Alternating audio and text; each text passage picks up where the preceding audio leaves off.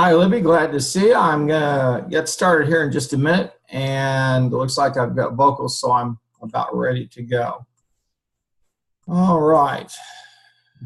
Let me go over here, move this out of the way, and there we go. Okay, we're about 10 minutes ahead, so I'm going to wait for any others that might join us, and then we'll take it from there. We're going to work on this is week 2, so you'll want to scroll down and take a look at what we have going on today, and then on Thursday. And Thursday will be the live time. I was launching this because people can always scroll back and see it. And if you join, you can pop back once I post the video. But on 9/4, this is for 9/4/96, and you have the exam over chapter 1. That one's due, and I have some resources here that I've curated. I always do that. I think I try to stay with the theme, and this is something I think that's very, very nice in terms of talking about some of the ways that we can use this tool called a database in a way to promote a better life for people, or as a way to serve people. And I certainly think I've got some organizations here that do some wonderful work. I've also got some other information just showing you how, for example, the thing of Siri, Alexa, and the virtual assistants, those are really databases. And if you have, for example, if you use any of those virtual assistants, that's basically it has a database, and all that's really going on is you're training that database. You do the same thing when you do Google searches, and Google will give you drop downs or ask you to correct and so forth. And then this is just, there's a video there that folks can go look at. And then I have another resource I've added. I just added it here recently, and it talks about models of databases. So we're going to run over just some very fundamental kinds of concepts that we covered last week, just so we kind of understand what we're doing, the whole idea of a data warehouse, etc. And then we're going to take a look at Access Workshop number 3. We've done number 1 and number 2, so we're going to do Access Workshop number 3, which is due. Those will all be due next week, but we're working ahead as we go along. We have Access Workshop 3 and then 4, so I will probably do 3 today and then Workshop 4. Again, we're going to be working with primarily Northwind Traders, which is that template sales organization, data warehouse, and we've looked at that, and that's a model that Microsoft has out there for folks to follow and to use if they so choose. Then as we get through this piece of doing these workshops, we're going to start to move in some more, and I've got several different uses. I've curated some different types of database tools or sites following a theme, okay? And then on the weekend, I'd like to get everybody kind of focused on 2 weeks at a pop, and so then on the 18th and the 20th, you'll have the 2 POTSI exams, and then Lunch's Database 1, 2, and 3, and I'll explain to everybody next week what that's going to do, or how that will happen. Excuse me. All right, so we still got a little bit of time, but people can scroll back and see if they want to. Now, again, we're going to work on Access Workshop number 3, but before we do that, I want us to just backtrack just a hair and take a look at this notion of a data warehouse and some of the concepts. And this is from that PowerPoint over there at the University of Colorado. And I'm going to just download it just real quickly. and open it. Okay, and let's see here. Let me pop up here, and I'm going to enable that editing. And we'll do the slideshow, and we'll start that from the beginning. And I'm not going to go through the whole thing. I think we've done that sufficiently. Now, it is good for you to take a look at this to get an understanding between an operational database and a warehouse. Now, they've got some stuff in data warehouse characteristics and some information that might be of some use, historical factors about how data warehouses emerged. The key point here, right, the key point is here, and comparing the contrasting operational databases versus data warehouses. An operational database is a database that's designed to execute to execute commands, typically something automated. It may be an operational database in the sense that a person goes in, they run queries and so forth, but it really as a tool, it's focused. A data warehouse is a whole different matter. A data warehouse is going to contain, at the least, key dimensions or elements about your business. Now, you may have operational databases, say like if you have an OLAP, an online analytical program, where you're running an e-commerce store. That's an operational database that's going to be feeding into a data warehouse, and you may have other databases. So an operational database is really focused upon just doing something, whereas the data warehouse is designed to collect data and, first of all, to start with identifying key dimensions or attributes that we want to look at and sub-attributes or categories of them.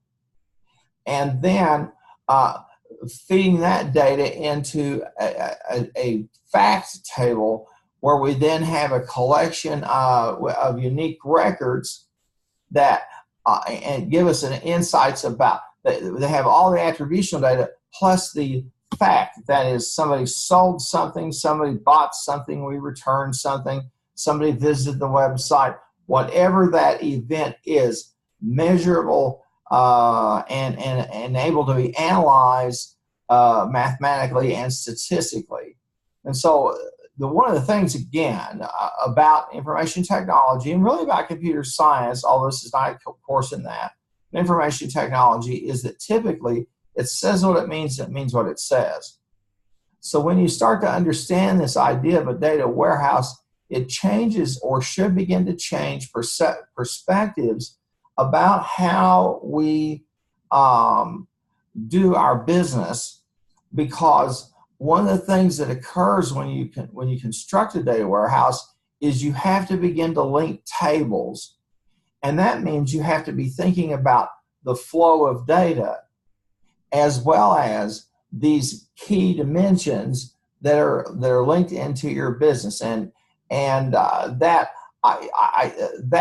that's important because it's simple but very, very hard to do. Now I'll pop on through here some more, and you can see again the decision-making hierarchy, okay? And you'll notice we have a lower or operational. An operational database is going to be down at that level. It's automated, it records stuff, and then it feeds into a larger, into a data warehouse, and then that data warehouse will call that data and put it into a table or create a fact table from that operational database, the pieces that it gets. Or you may just be left with it as just a kind of a piece of several databases, maybe one where you have a dashboard. And again, this is at the operational level. Then you have mid-level, tactical, and strategic. And these two rungs of this hierarchy are part and parcel of business intelligence. And again, that's that. Business intelligence is really answering two questions. what's happening out there in the environment, in the industry in which I work, and in the macro environment, the socioeconomic, technical environment, all that business. And then how am I performing internally? And that's the piece. So the best thing I can say is that as we move up here, you'll come to the point where you may have a top level. You may have a database that's more strategic and focused in that it has a lot of external data. It's just going to depend on how everybody tends to put that together. Now, so we've got Libby here. I'm here. Let me see who else. Good to see you, Joshua. Good.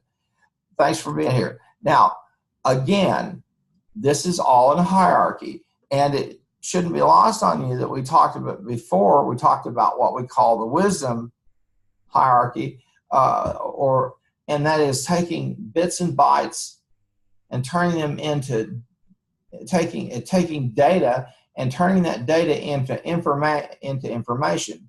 Information is data that is actionable, and then finally taking that information, turning it into knowledge, and knowledge is information that's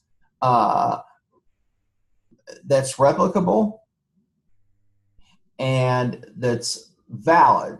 Okay. And then we talk about the business wisdom, and that's what we get from this combination of the heuristics that a person gains from just working in a particular business in a particular industry, just some of that informal knowledge they acquire, or what we would call, it's not tacit, it's more informal, it's just experience, as well as how that helps shape or guide how they respond or how they look at a particular situation, or how they see in the most global of terms. Really, it's more like on a strategic thinking level for all intents and purposes. And you could see these typical decisions, okay? And you can note that each of these has an ever broader and more important implication for the organization. And I emphasize this a lot because data administration is about understanding this concept of a data warehouse and how that data warehouse becomes the foundation for business intelligence, so that we're getting the right data, we're asking the right questions, and we're looking at performance internally, or we're looking at external factors and external data. And I can't emphasize this anymore. If you have a tool and you don't know why you use it or understand the best ways to use it, you really have mastered nothing. And this is not to turn anybody into database administrators or data geeks, but that you understand why that thing is there. And if you have to have a conversation with the people in IT, for example, you can engage them in an intelligent conversation, one that signals them that you understand how important they are. And except for people, information is the most important thing that an organization possesses. And I can tell you that from two very simple examples. Well, three. One is non-compete agreements. If you go to work for a major employer, a large company, they will probably make you sign a non-compete agreement. Why? Because they know the day you walk out the door, you leave with, on average, $25,000 worth of value. That could be knowledge of lists, knowledge of contacts, etc. So non-compete agreements tell us a lot about that. The second would be patents and licenses. A patent is a little bit different than a license, And copyright is a little different. A patent deals more with the process, whereas copyright deals with creative work. Okay, and then you have a licensure, and that is you own some intellectual property and you sell it. Now, here's somebody I think maybe kind of on an off note you might enjoy. You may have heard of a man is by the name of Herb Albert, one of my favorite musicians of all time, but he's also a very smart man.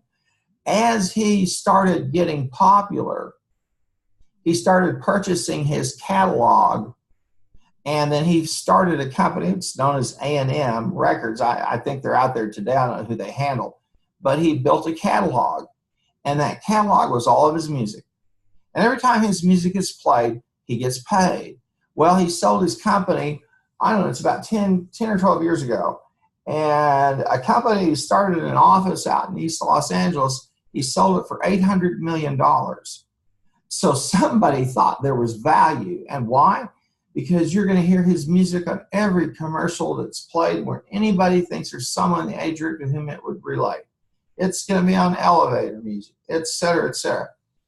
One of the things that made Michael Jackson so wealthy, for example, was that he had purchased the catalogs of a lot of the Beatles music and other different artists.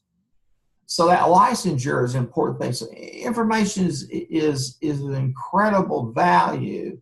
And so harnessing it and using it, that's what this course is about, to understand that from an administrative perspective, not just from writing code, for example. Okay.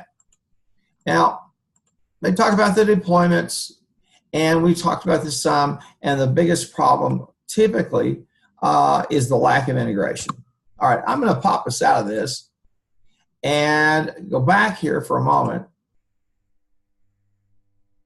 Okay, and I want to talk about that information design options, because it's really, really important to see this and to understand it. All I can say is that technology has become, and digital technology has become so obsequious, it's just there now. We go to the computer and you and I just, boom, we log it, we open up the computer, we hit a browser. Just like we turn a light on or we turn on a faucet. It's like a utility. It's that ubiquitous. But the thing about the tools of information technology is that they imply business models. They imply a particular approach to a business, a particular approach especially to marketing. And I said this before, the students here in marketing, this is the golden age of marketing. You don't have to rely on surveys of consumer. You don't have to rely on a survey that you send out to 10,000 potential customers or a sample that represents the area you serve, and say, hey, what are you planning to buy this year? You know it because it's there going on in real time. And we have the tools and ability to track that online. We have the ability now to monitor through the phone how people literally walk around a retail establishment, where they stop, where they go. And so if anything, for folks who are in marketing, they should understand that this type of technology is really part and parcel of their business. Twitter, for example, here's a technology that it's really nothing more than a messaging service. And it's what we call an SMS, a short messaging service. You send a short text. I think it's up to 140 now. It used to be 70 or whatever it was. But now you can also send photos. You can do multiple tweets. And if I'm a company and I have an emergency, I'm an airline, I got to cancel 600 flights, I'm on Twitter immediately telling everybody, hey, flights are canceled. We're seeing more and more people who are using their Twitter followings as a leverage in dealing with somebody that wants to sign them for a movie or this or that.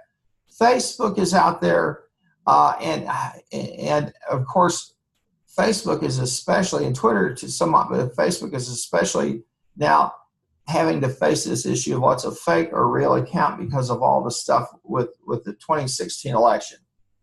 The Facebook is a database. That's all it is.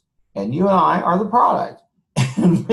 and we do the work for them and fill it out. That's the ironic thing.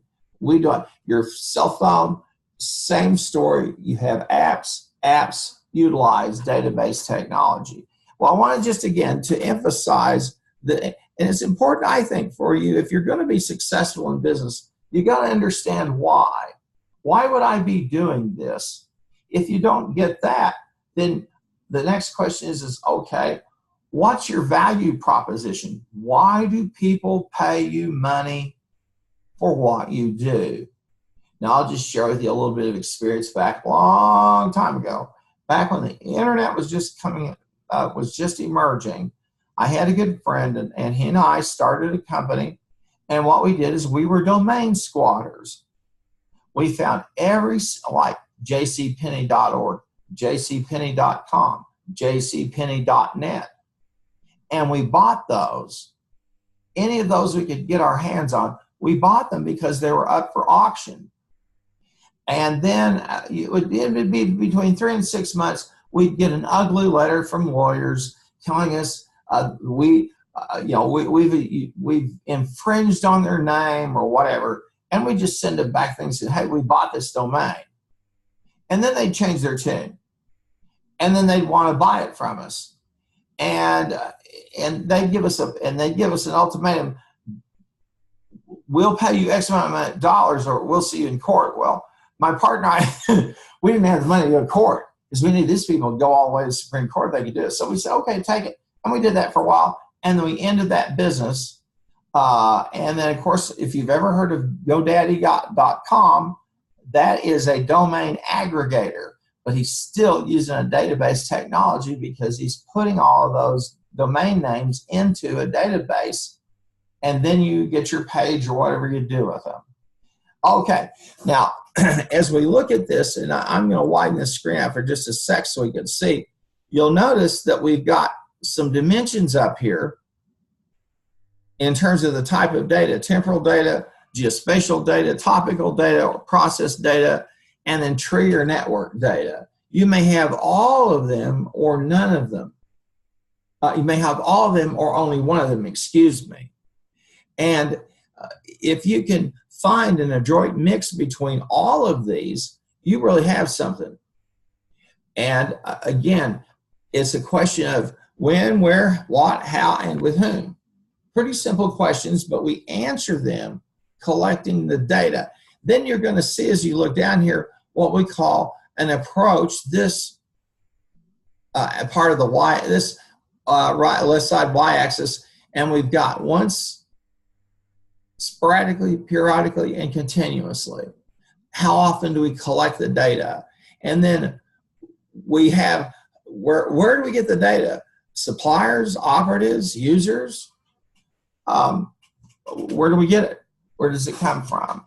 And that helps us build what I call build our analytical cube, or gives us some options about why we're collecting the data we do. Most organizations collect too much, and they have data sitting in servers and in databases they'll never use, but they collect these tremendous volumes. The smart ones say, hey, what can I find out about X, Y, and Z? And I don't have it here, but well, a sporadic would be a one time. One time would be more of what I would call a serendipitous search, where somebody says, well, what time of day did everybody in Portland, Oregon on September the 4th go to Amazon and buy a copy of Harry Potter?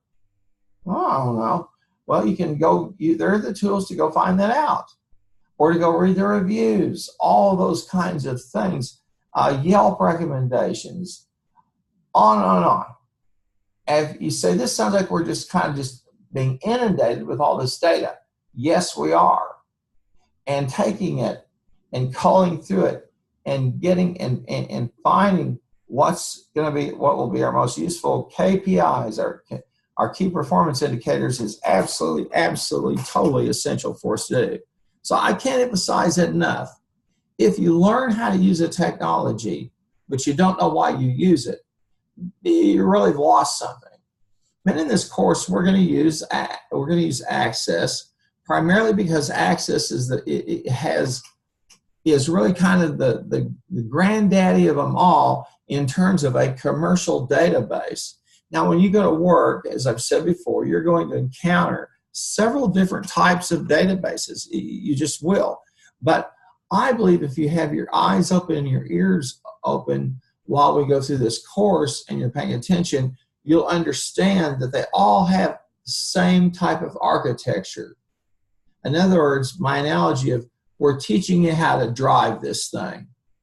It'll be up to you later on to drive the, whatever you're assigned to drive or whatever you buy, or if you're a business owner, that will be up your choice, but at least you'll have an understanding of that. Now, I want to go back here, okay? And again, I want to emphasize that I give you a lot of what I call curated resources, okay?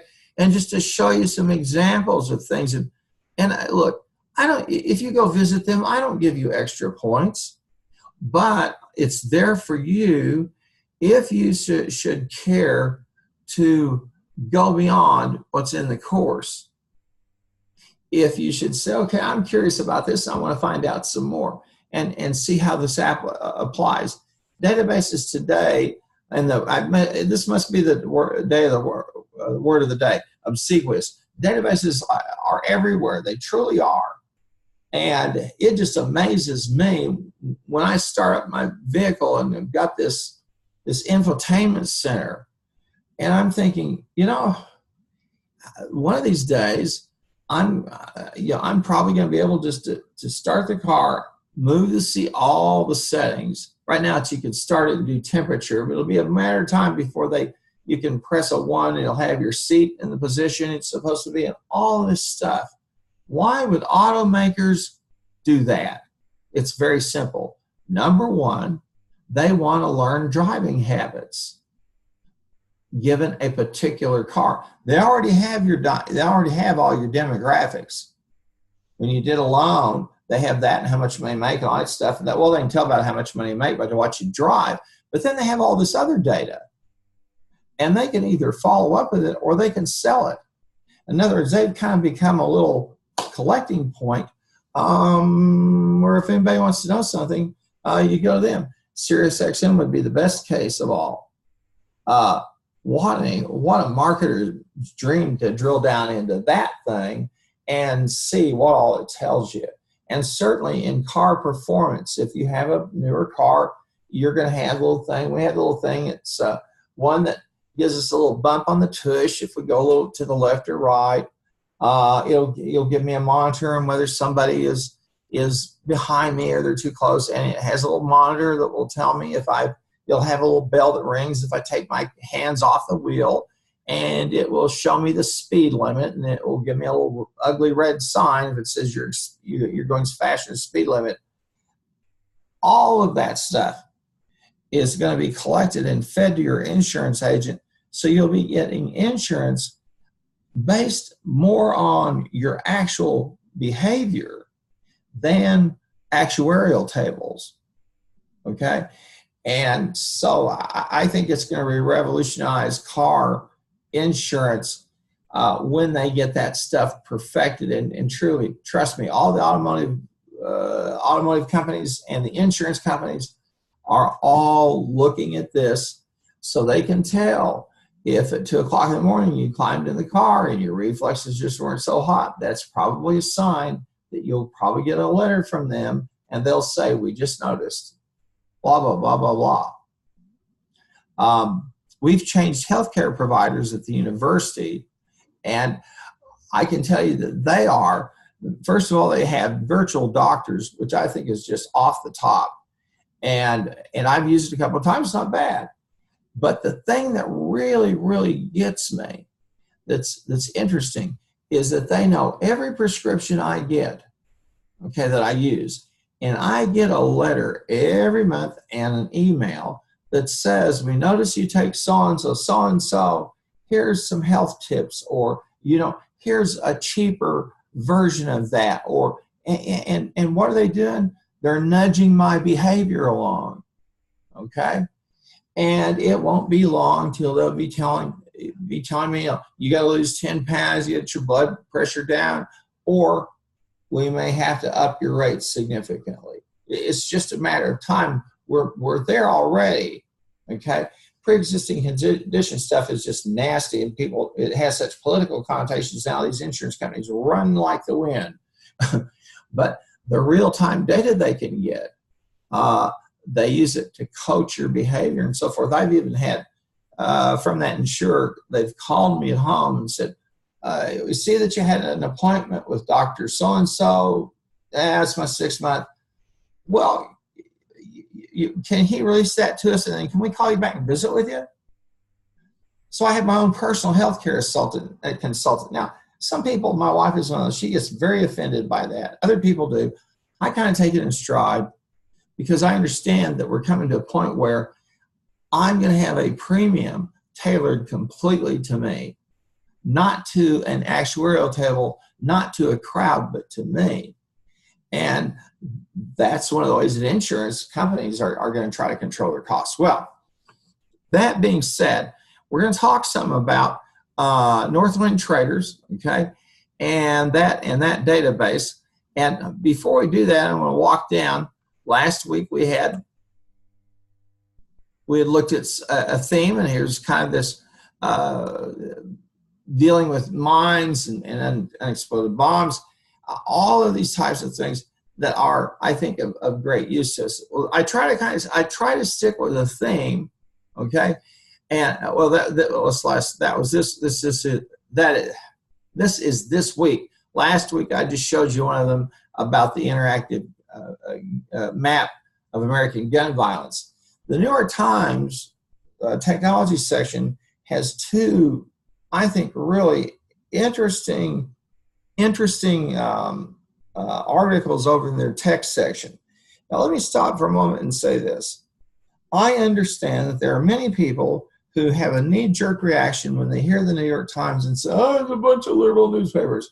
I'm sorry, it's not. I see pretty balanced coverage from them. But what I'm really after when I read that publication is the text section, which is outstanding, plus the business section. The business section of the New York Times, it doesn't get any better because one of the things they do is they track and they cover mergers and acquisitions. And so if you really want to see that piece of thing, that piece of Wall Street and what's going on, it's excellent. Now, I also subscribe to the LA Times. I subscribe to the Wall Street Journal, okay, as well as I look at things like HBR Online, MIT Online. So I have a pretty balanced perspective. And one of the things I like about the New York Times is they have really embraced this notion of using mapping. And one of them I saw last week, it was fascinating. It's you can go in and you can put in your zip code, okay, and it will tell you how climate change, how your climate has changed, temperatures, incidents of fires. You can go take a look at it yourself, and it's interesting to see that. And they have all kinds of things that they take databases and create maps with them. And as I've said before, the use of geographic information systems, we really haven't even begun to scratch the surface of what we can do with them. Well, that being said, we're going to come down here and we're going to take a look at the Northwind Traders database. So go ahead and download it to your desktop. Okay. And I'm going to show it in the folder. And you can see I've played with it several times. There it is. And I'm going to open it up.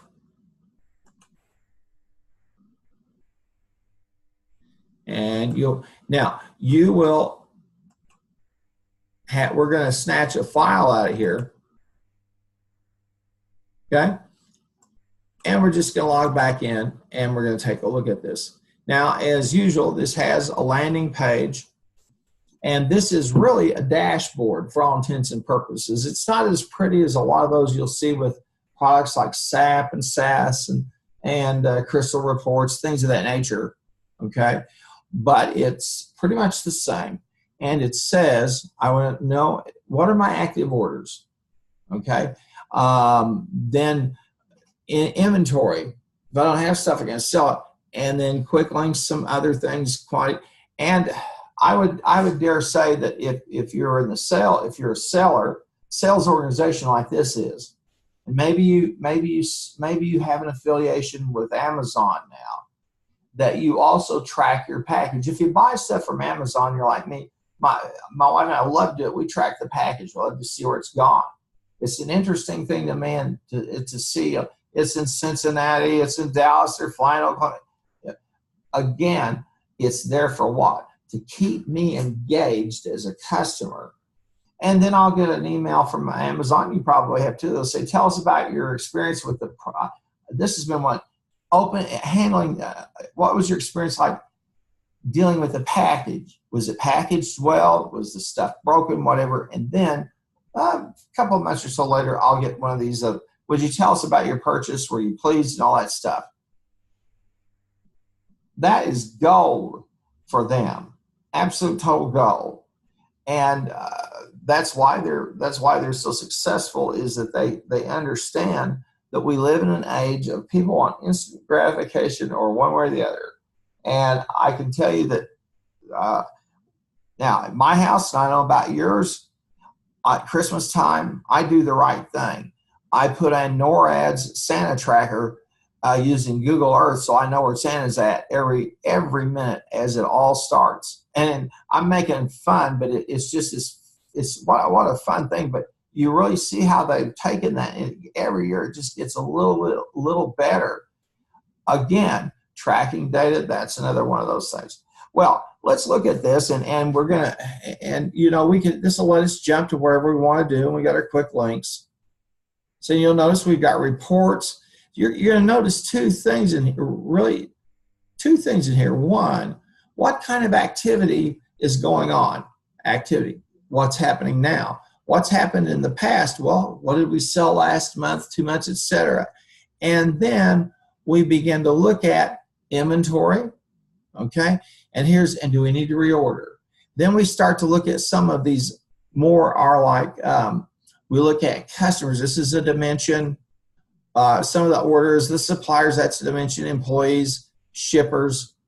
So we have that type of dimensional data as well as the more fact-based data. And of course, here are all I have all the objects open, and we can see all the different tables that we have. And then we come down to the queries. Okay. And those queries we can get our information about shippers. This is extended. Let's go look at the design view of it. All right.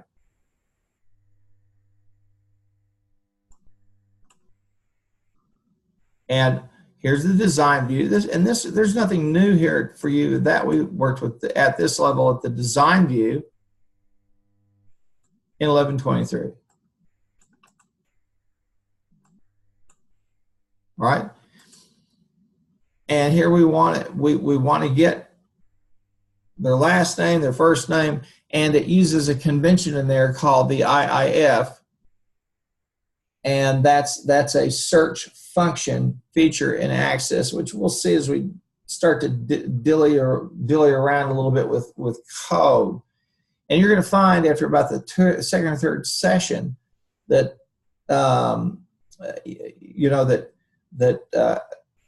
dealing with the code here, writing that code SQL or SQL, it's a specialized command and control language, And they're really, as you start to break it down, it makes tons of sense. It's just not that difficult. It's easier to learn, I think, because if you study a full-bodied um, computer program language, say Python, you've got to understand the environment of how to access all that before you deal with data. This is just simply to get data. And so this is this is an item that we would have here. All right. Now I can, as we've talked about before, a key part of this, and we'll run down here, and we've got these queries, and I'll close this off. And here we are, product sales, the quantity by employer and day, by employee and day. In other words, it's a report on my salespeople. What are they selling? This is some products on back order. All right. And again, this whole notion is we're going to pull these data and marry them up with facts, and then we have some information we can deal with. And we'll scroll this all the way on down here. Okay. And we can see, of course, the forms, and the forms, as we've talked about before, those are there to help us input data more easily. That's all it is. And they have a couple of macros thrown in there.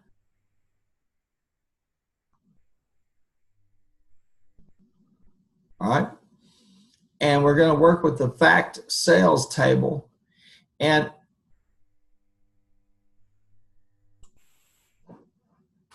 I'm going to diminish this, and I'm going to go back up here, and we're going to go to files.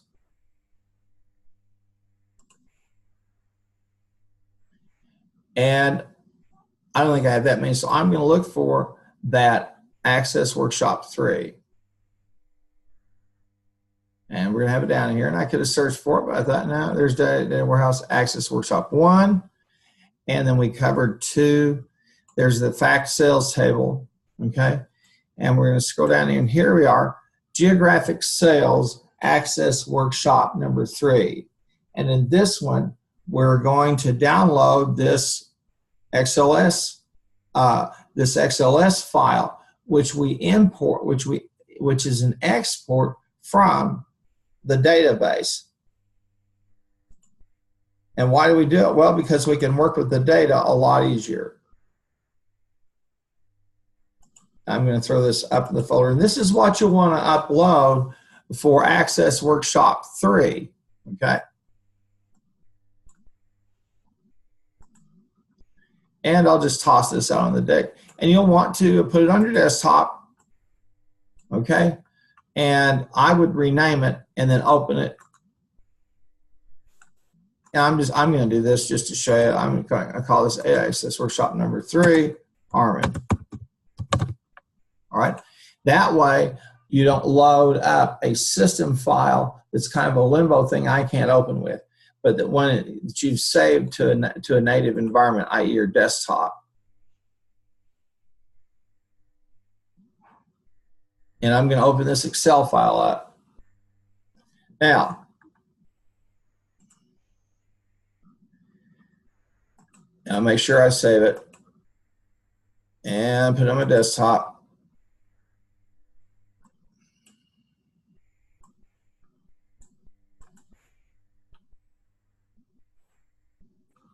It'll say, yeah, we'll replace it. Okay. Now I have it on my desktop, and when I'm ready to upload it into the bin for Access Workshop 3, the credit, I've got it done. Now this is a fairly typical example of what people will do when they have some numbers they want to crunch, or look at them and look at them in a way maybe they can't with just trying to use a database. Now, I would say this, as when you go to work, the chances that you'll be using Access are pretty, I think they're pretty slim, but you will be using either Oracle, which is kind of its a generic product that's out there, or SaaS visual analytics, or maybe some type of specialized reporting system. The holy grail for all of this, is that we get an application that gives us all of the elements of mapping, visual creation, and crunching numbers. That's the holy grail. And now there's a product out there, it's called Tableau, Tableau, and it is a mix of those three. Far from optimal, but highly useful and highly valuable, that lets you take some different types of data and use them and pull them together. Well, we're going to look at this, and here's what we have: we have just a simple table here. Now, look, out in the real world, okay, these numbers, you're probably going to have a lot more regions. You're going to have a lot more regions and states, all right, and you'll have higher sales. There may be more dimensions here. And that becomes a question of, all right, what's important? Well, we have the region, the state, and the sales. This is geographically driven. And I want you to notice how, as you look at the column up here, the heading, the headers, we drill down from region to state, and then we find a fact. This could be region, state, and the next one, city, zip code, something of that. So this takes us to a second level. You could go even deeper if you have your customer lists. And I think we'll take a look here in a little bit at the database and see if we can indeed pop something out there.'t then we have the sales. Now I'm in a position to try to make some sense of this, and I can put this into a pivot table. I can use conditional formatting. I can create a chart. It's up to me in terms of what I think what will give me the best results. One of the nice things about SaaS visual analytics is, and I really think it's a fantastic product. I wish we could get the license, but thank goodness we have Teradata University where we can go get it and use the baby version of it. But if you saw the full-blown, it'd blow you just would go, wow. And because it's a fantastic tool. But nonetheless, here we have 9 analyses we can conduct, okay? Because we've got 3 attributes. We have 2 attributes and then a subsequent fact. How much do we sell? And we can put date in here, but we just took this bare bones thing of region and state, and so we went ahead and threw this out here. Now, this is geographic, so let's go and let's diminish this for just a second, okay? And then I want to go back to, I want to go back to my access, my Northwind Traders, and I'm opening up.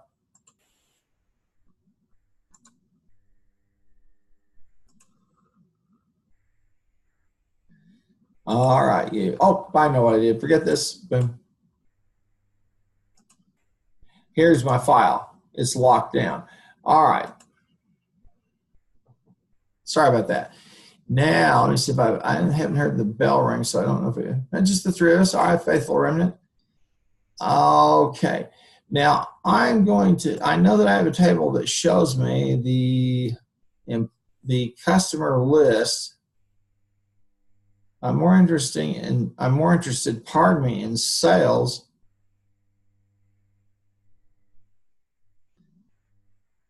And sales analysis form, the sub form, sales report, the dialogue.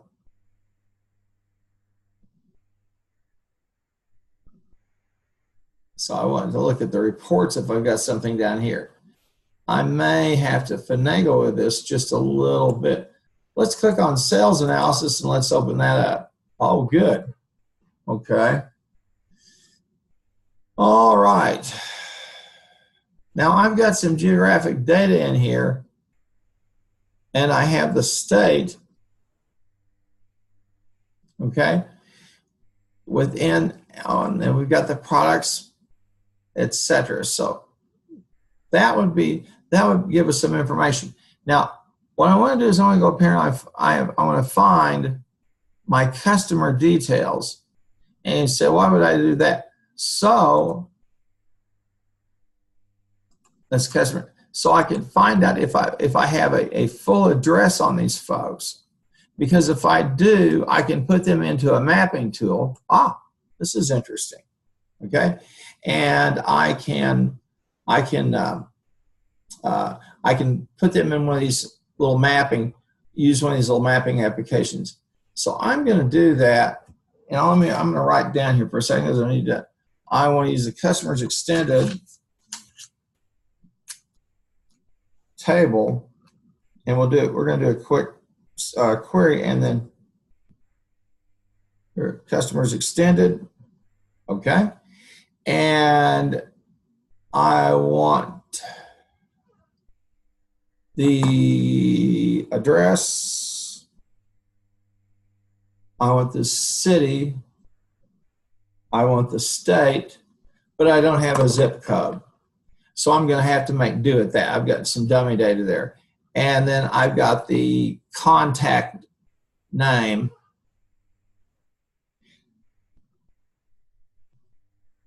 Now let me show you something here on this database that's problematic.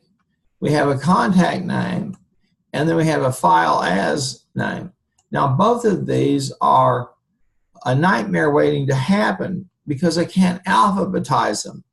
And since I can't, it just makes it a little awkward. Say if I wanted to send out a mailing list, I've got their company, I've got their ID and their company, and the company name. And granted, this is a template. Okay, so it's easy for me to be picky because there's some stuff in here. So I've got the contact name. All right. I'm going to close this, and I'm going to close the sales. I'm going to close the sales analysis, and we're going to do something. We're going to run a query, and nothing new about that. We do that. We've done that. We did that quite a bit in 1123. So I'm going to click Create, and I'm going to go to the Query Design, and I'm going to select my tables, and I'm going to get the Customer Extended. Well, I want a query. There it is, the Customer's Extended Query. So I'm going to add it. Says I can run a query on a query. And let's see now, I'm going to get the contact name. I'm going to get the company. And let's see here, I'm going to come on scrolling down here. And I want the address of the city, the state or province, and I have a zip code, which is no good. They're all 999s. So I'm going to put in country or region. Right, let's see here now. And I'm going to run that query. All right, and I'm going to call this, I think just for kicks, I'm going to save this, and I'm going to call it GeoFund. Okay, and I'm going to save it. Now, I'll close it off, and then I'm going to go down and find it.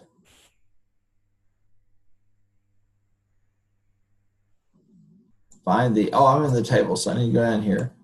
And here's GeoFund, excuse me. And I'm going to export it over to Excel.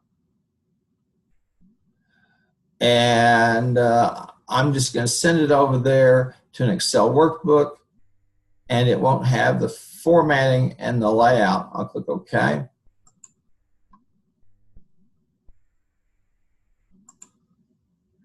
And let's see where it landed. I guess it's going to, well, I guess I'm going to need to specify it. Okay, let's go back here for just a moment.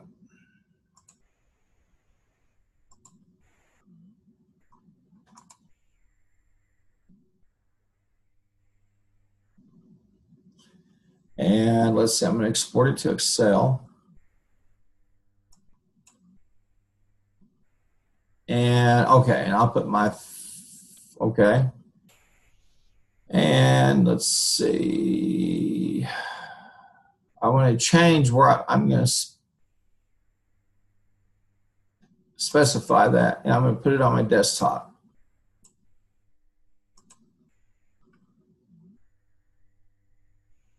I'll save it there. And there I'll find it. My mistake there, folks. And so I should find the GeoFund. Here it is. You'll notice this looks a little different, frankly, basically because this is an RTF file, but we'll be able to save it here in a moment as an Excel file. So I'm going to go ahead and I'm going to click File and Save As, my desktop, and I'll put it up there on the desktop just to make sure. And I'm going to save it as an Excel workbook. You'll see that. I have a choice if I want to keep it as an Excel workbook. I'll click Save, and there we are. Now we've got it. Now we have something we can work with, okay? And I'm going to pop these out for us so we can see.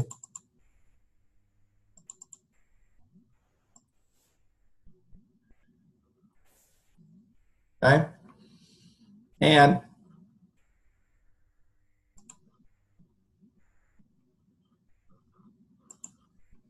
I'm going to go out, and there are some mapping tools that are out there, and I'll walk us back here for just a second.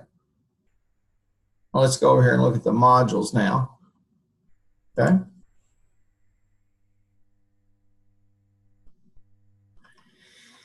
And I want to find that one little mapping tool that's out there that's just so easy to use.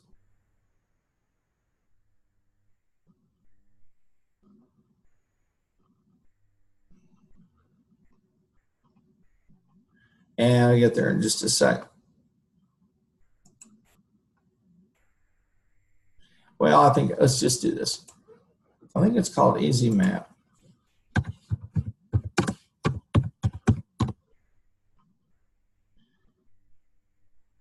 Here we go. Yeah, Easy Map Maker. All right. It says click here to paste your data.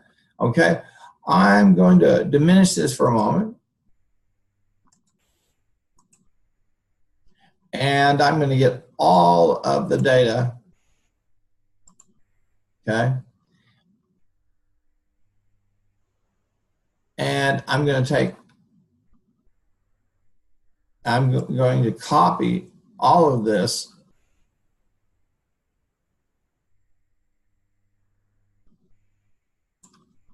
I'm going to copy it, Control C, and then I'll go back up here.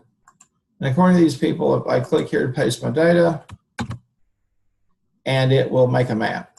Let's see what happens. Now it's processing, you can see it's processing records. And with these, if you don't always do it exactly perfectly, you'll get pretty good results. But here in a moment, we're going to be able to see, okay, well, I can't make that watch party, but, but here we go.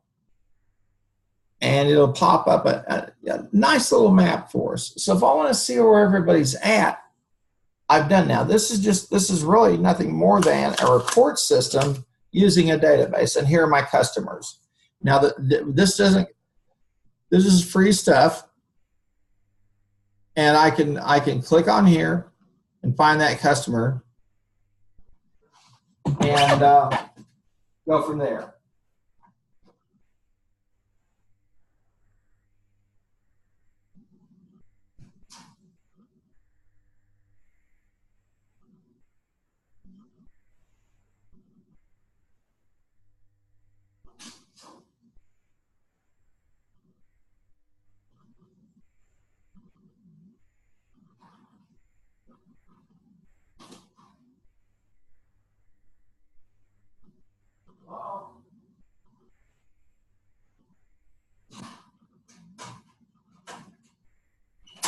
Okay, folks, I'll be with you in a minute. I got somebody at the door. Oh.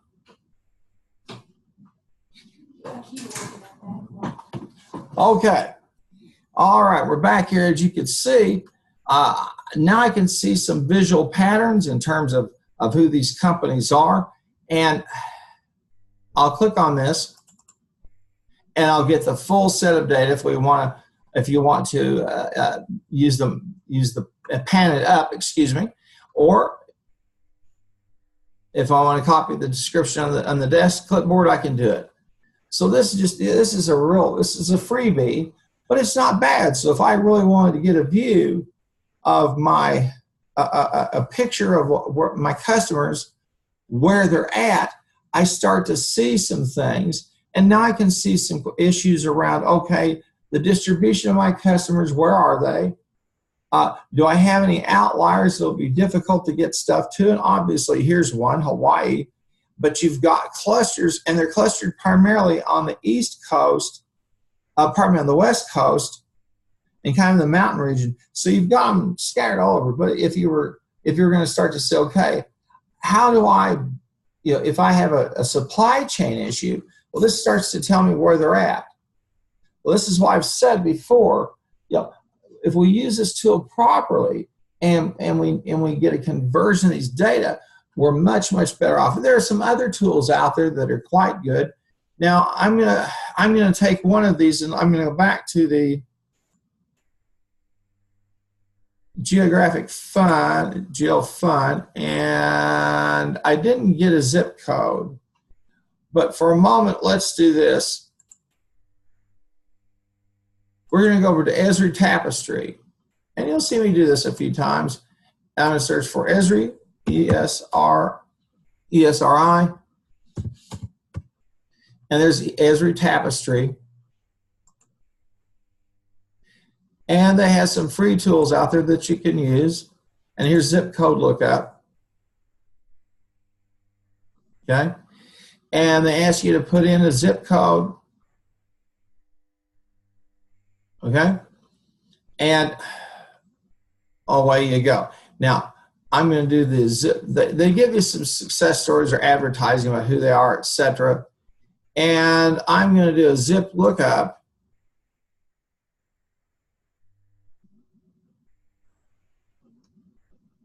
Okay. And I'm going to do a little exploring.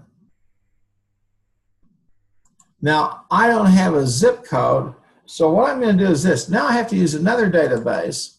Okay, and I'm going to look at the zip code. I'm going to get this first address, 123rd 8th Street, Portland, Oregon, USA. And I'm going to use the zip code lookup, which is another database.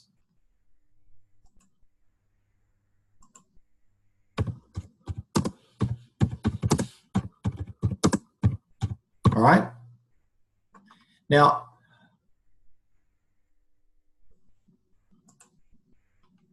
and there's zip code lookup. I can put in the address, and let's see what we get. All right, let's put the name, phone number, area code. All right, I have to try somebody else.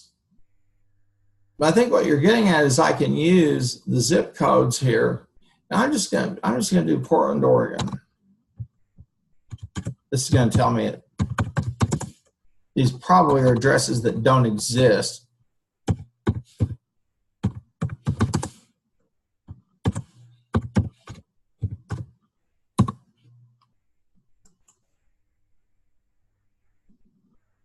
Oh, okay. It says if you know, okay. It gives us several zip codes. All right.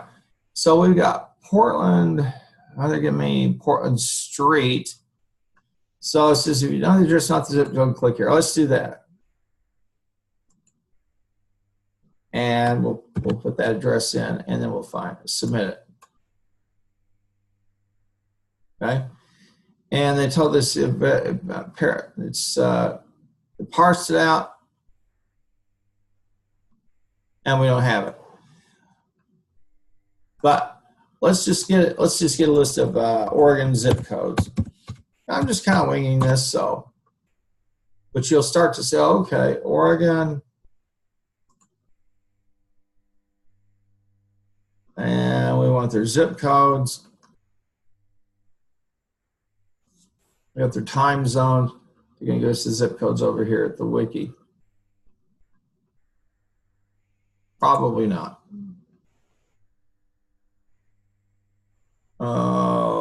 Okay. Oregon zip codes. Should that in the first place. All right. Here's a zip code, 97201. And we'll go ahead and put this into Tapestry. And we're going to, now again, here's a database. And it's used as a marketing tool, but it's a database. Notice what they've got: population density, median age, monthly credit card charges, online banking services, financial. These are dimensions. Okay. Now, college football viewers. Okay. Again, monthly credit charge use, that would be the people percentage of, okay, more credit. So that's going to be a fact, as is median age, but you can see where they have, these are topics, but they're really dimensions, okay, or attributional data that the folks at Esri say tell us a lot about what types of purchases they make, etc. So I'm going to see the results for this zip code, and it'll load it up, and it'll give us the segment overview. There's the zip lookup. And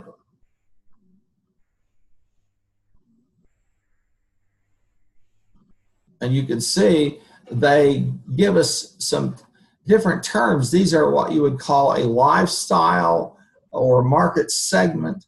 And you also have median income, all types of data that you can use. Okay? Well, I'll tell you what I'm going to do. Let's go back here for the course and go back down to your database, and you have Access Workshop 3, okay? And this is what I would like you to upload over there for AW3. Okay? Now, the GeoFund, you can play around that as much as you want to. And let's go back into the course, and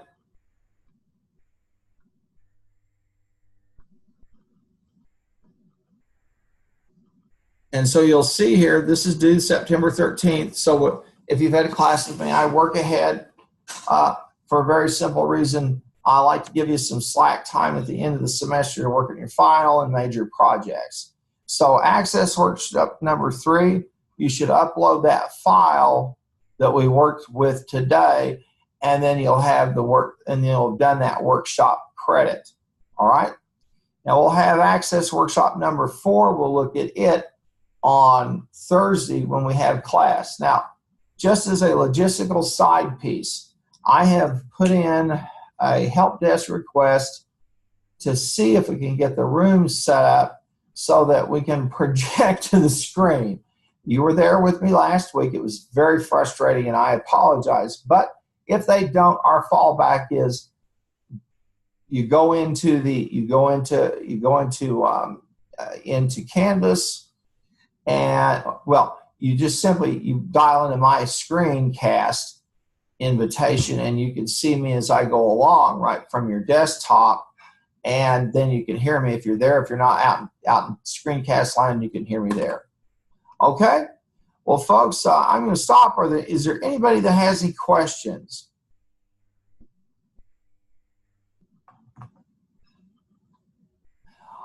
Okay.